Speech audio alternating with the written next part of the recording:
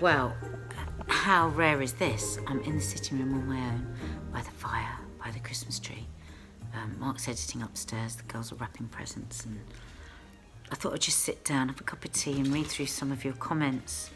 Oh my God, you know what, guys? I don't care what anyone says. We have the best ever subs. So many really thoughtful, kind messages, and the way that so many of you share back. So,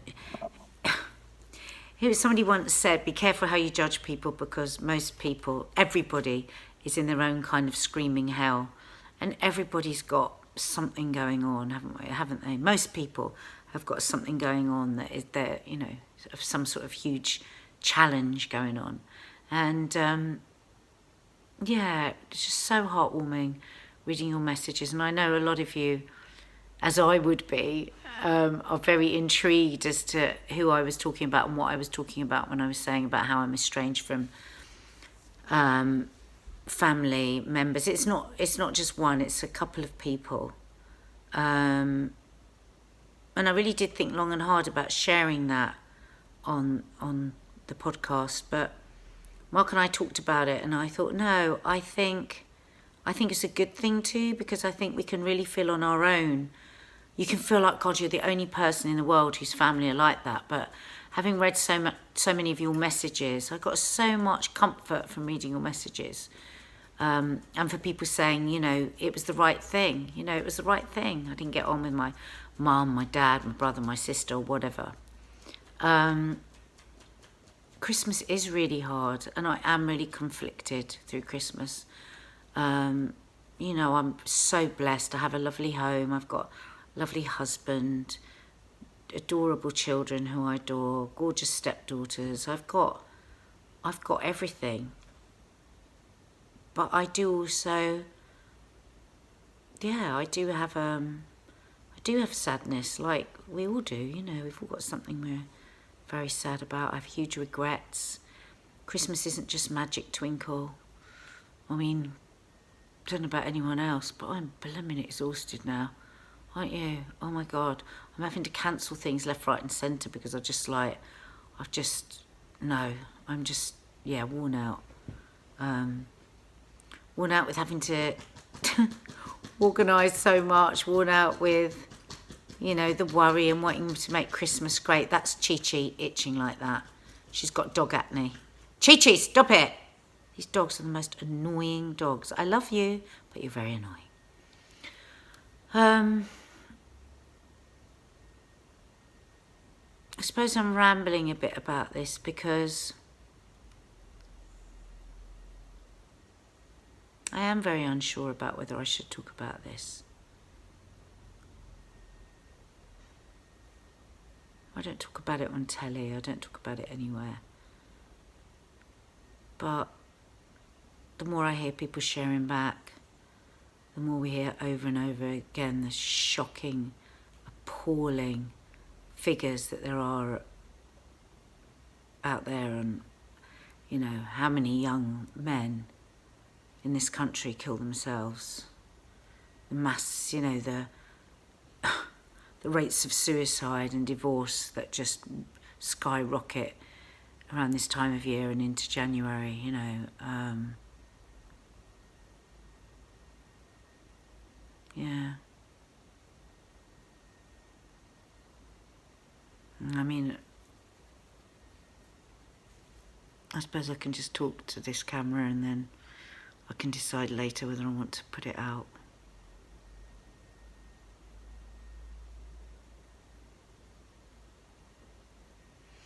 I saw from quite a few of your comments below that some of you had already know about the fact that my first husband committed suicide on Christmas Day.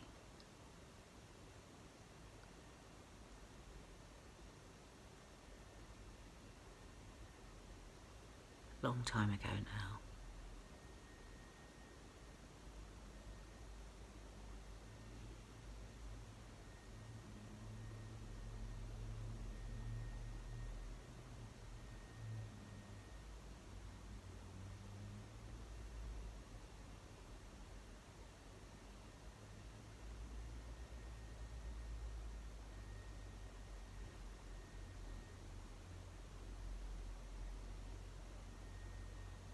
I really don't know if this should go out. Yeah, I don't know why it shouldn't go out.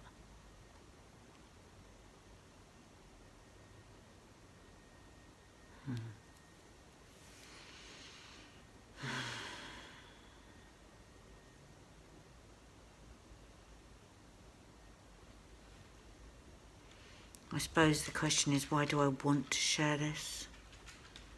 Why do I want to talk about it?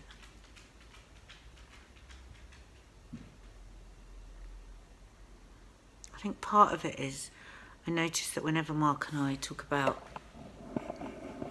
anything that has affected us or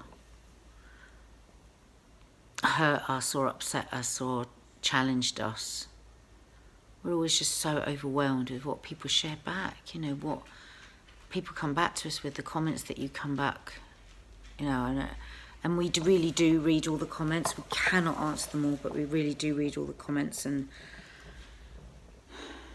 lots of people have shared about the people that they've lost and about grief. And one of the comments today that I was reading was somebody talking about how much they're struggling with their alcoholism and the fact that they recently lost their mum, and how they'd gone out to buy a bottle of vodka today and drink that bottle of vodka, and that they didn't know what to do with the pain, and so they just drank this bottle of vodka and then shared that back with us in the comments. And I just found that really moving. I mean, obviously, you know, Mark and I are powerless. There is nothing we can do. We can't actively help any of you. We can't do anything really hands-on, you know. But I suppose what we can do, the only thing we can do, is share with you stuff that goes on with us. Because I'm very aware that, you know, we put out VLOGMAS, we put out stuff on Instagrams, and you get this. And I'm very aware, you know, bringing up daughters, that the whole world of social media can just look so perfect and twinkly. I mean, I'm sat in front of a fucking twinkling tree, for God's sake. And that's not to say that all of that isn't part of us, because it is massively. A lot of the time, this is an incredibly happy house. We laugh, we play, we're silly, we're outrageous, you know, we have all of that. But sometimes I feel really guilty that people will think that that is what we are all the time. And I don't want to be selling, in a way, this idea that we're off the telly and we have this amazing life and everything's perfect. It's not. It's not. There's also a lot of struggle that goes on, you know, within the family. There's a lot of struggle for all the individuals in this family. Stuff that we wouldn't share, couldn't share, would never share. But there is stuff that we can. There is stuff that we can. It's funny, I was doing a radio show yesterday, and the radio presenter, he was lovely. He started chatting about how much he loves our vlogs, and he knew every detail about the house and the trees and about Mark and everything. And then he just said out of the blue, "Do you think you share too much?" And it took me a breath away for a second, for a split second, and I felt almost ashamed, because I thought, is that what people think of us as a family? Oh my God. I mean, I joke about being a professional oversharer, and I do share a lot. We all share a lot about our family, but I don't share everything no matter what. Do you know what I mean?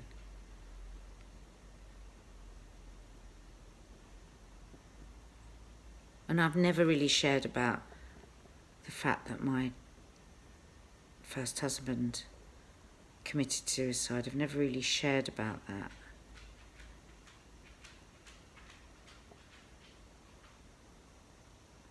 And I think I probably should.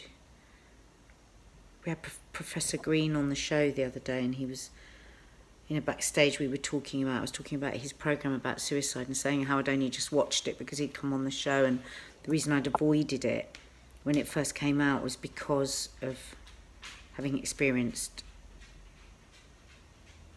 somebody committing suicide, and it was just too scary for me, the prospect of watching a programme like that. But I, you know, I found it incredibly moving, and I found it incredibly helpful. And I also realised how much I do suppress.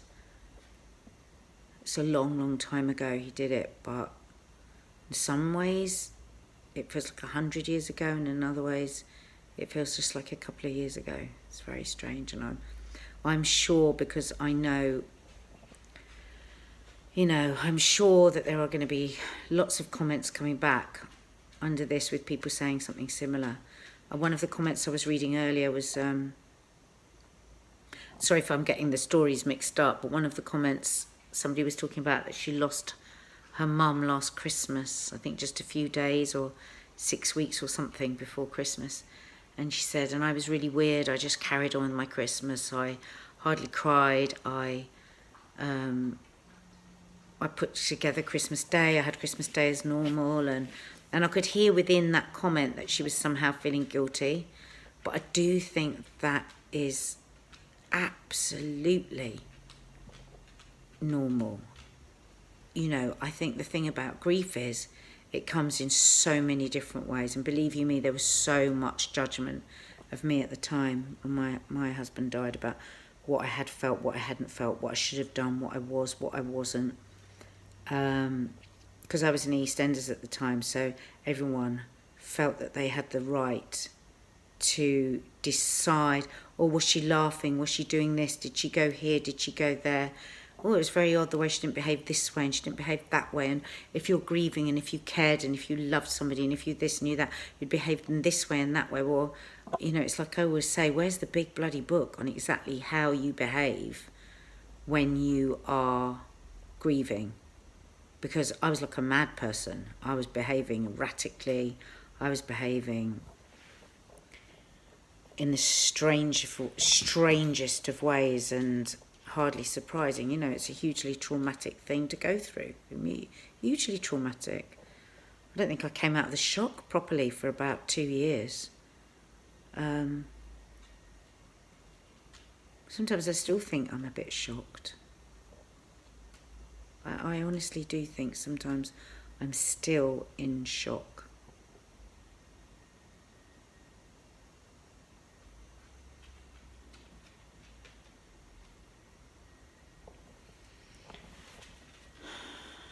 Hey, Toffee. There she is.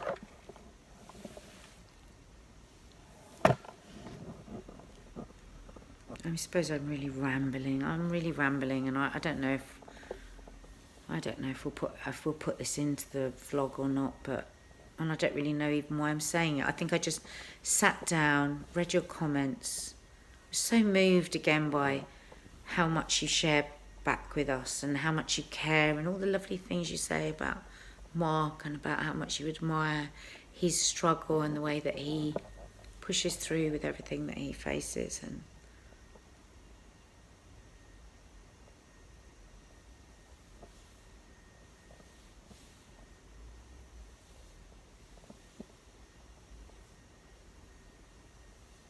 I suppose